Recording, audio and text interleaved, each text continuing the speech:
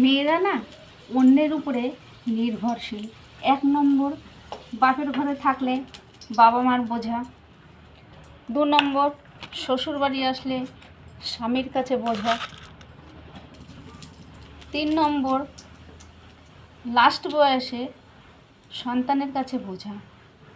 তা এটাই হলো আমাদের জীবন।